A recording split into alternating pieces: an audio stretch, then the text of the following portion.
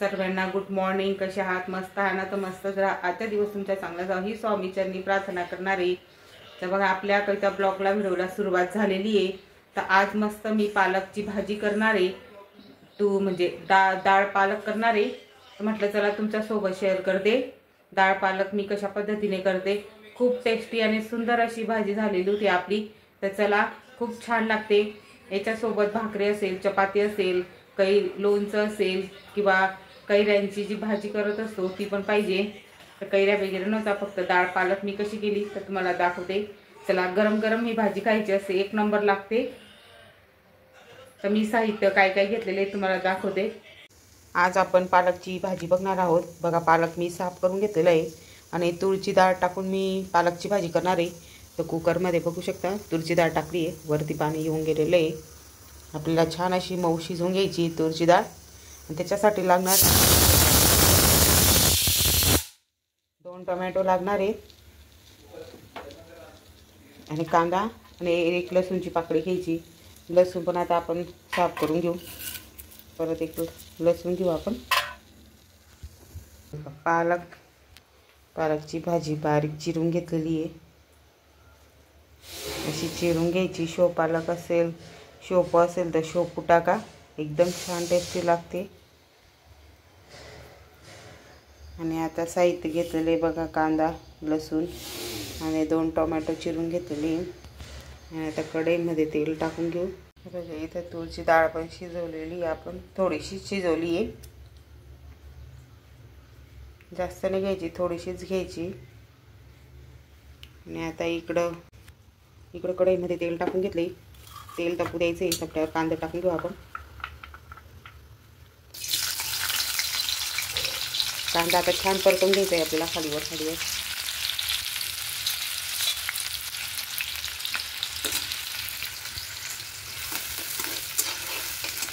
आता राई जिरं टाकून घेऊ आपण. कांदे छान वर परतून घ्यायचे, मस्त गुलाबी रंग येऊ द्यायचं आहे. आता राई टाकून घेऊ, जिरं टाकून घेऊ. अर्धा चमचा घ्यायचं आहे. अर्धा चमचा जिरं घ्या, अर्धा चमचा राई घ्या आणि छान आपल्याला खालीवर परतून घ्यायचं आहे. आणि आता तिखट घ्यायचं आहे आपल्याला. मी 1 चमचा तिखट घेणार आहे, लाल तिखट. बघा, आपले कांदे मस्त भाजून झालेले आहेत. आता आपण तिखट घेऊया. तिखट कमी जास्त करा, 1 चमचा किंवा 1.5 चमचा घ्या. हळद टाकून घ्यायची आहे, खालीवर परतून घ्यायचे. लसूण टाकायचे राहिले आपले, लसूण अगोदरच टाका. आणि आता जे टोमॅटो ते टाकून द्यायचे.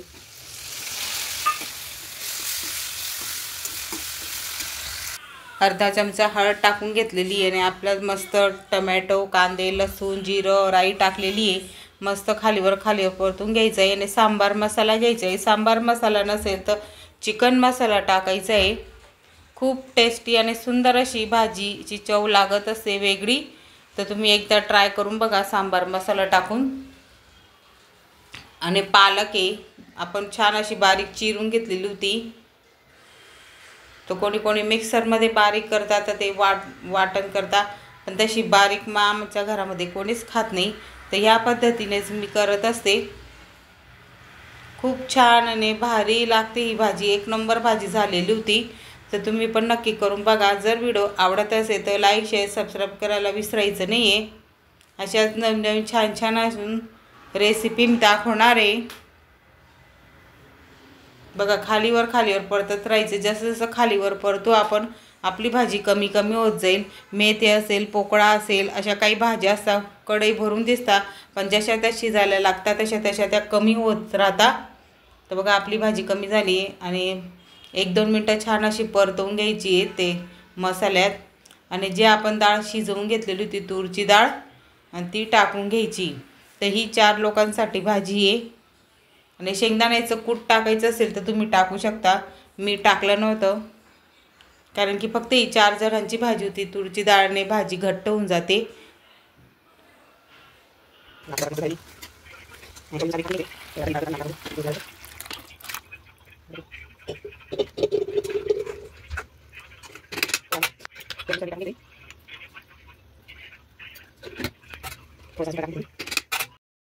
चवीनुसार मीठ टाकून घ्यायचे.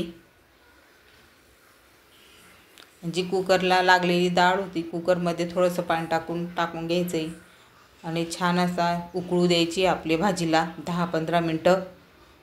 आणि बघा खूप छान अशी तरी येईल आणि वेगळाच कलर. खूप बघा भाजीचा कलर बघू शकता, एक नंबर आलेला आहे. तर तुम्ही नक्की ट्राय करून बघा डाळ पालक. तुम्ही मठाची डाळ पण टाकू शकता, मुगाची डाळ असेल मुगाची डाळ, मठाची डाळ टाकली तर एक नंबर अजून भाजी लागते.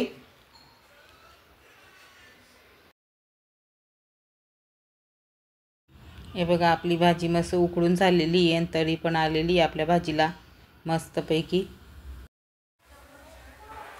भाजी चपाती झाली, नाश्ता झाला, मिस्टरांना टिफिन दिला, ते कामावरती गेले. त्याच्यानंतर अचानक म्हणजे चला म्हटलं आज घराची थोडी साफसफाई करून या. थोडा वैताग येतो, त्रास पण होतो आणि रोजची साफसफाई करून करून बाईची जात तिला पण कंटाळा येत असतो. रोजची म्हणजे तीच कामं असा, किचन ओटा साफ करा, रॅक साफ करा, हॉल क्लिनिंग करा, बेडरूम असेल बेडरूम साफ करा, बेडशीट धुवा, रुमाल धुवा, भांडे असतील भांडे घासा, कपाट असेल कपाट ऑर्गनाईज करा. त्याच्या व्यतिरिक्त पण अजून दुसरी कामं असा, पोचा मारायचं, मुलांना जेवण द्यायचं. परत ते भांडी निघतात 2-3 दिवसातून 2-3 वेळा भांडे निघतात. आता मुलांना तर सुट्ट्या आहेत, आता विचारूच नका. 2-3दा टी व्ही बघून मस्त जेवण करता नाही बघा, किचन फुल करून देतात ते संध्याकाळपर्यंत.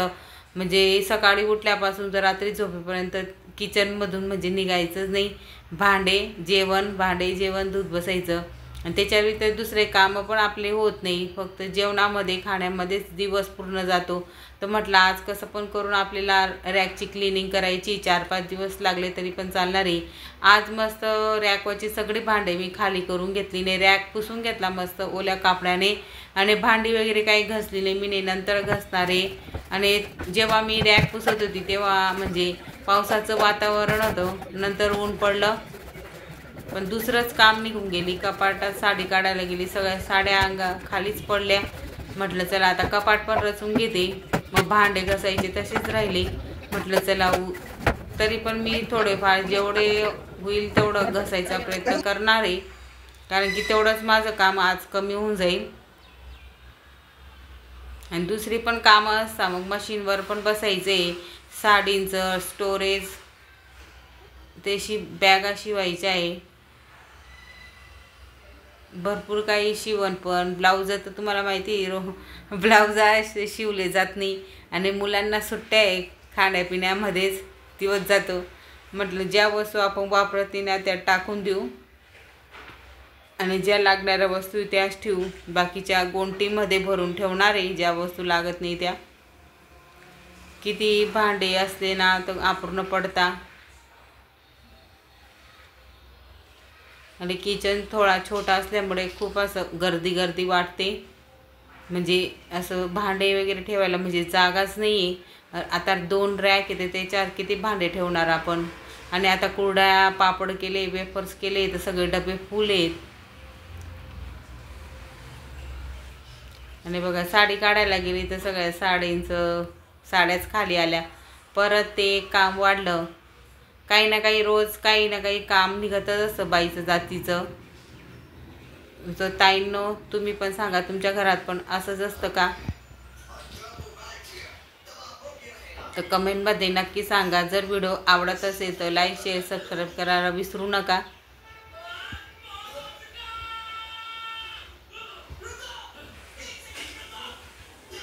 ती एक म्हण आहे, बाहेर जाईल तो शहाणा घरी राहील तो वेड. अशी गंमत असते बाईची जातीची.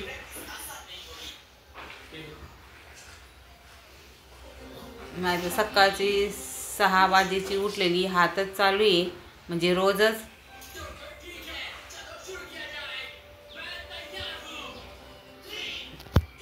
रोजचीच कामं ही.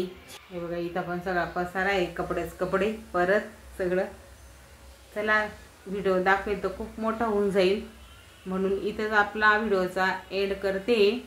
आपली कामं काही संपणार नाही आहेत. कामं ही दररोजचीच असतात, काही ना काही. आज कपाट रचली, रॅक रचला, उद्या काहीतरी निघेल, परवा काहीतरी काम निघेल, चालूच असतं. चला तर व्हिडिओचा एंडिंग इथंच करते. जर आवडला असेल तर लाईक शेअर सबस्क्राईब करा.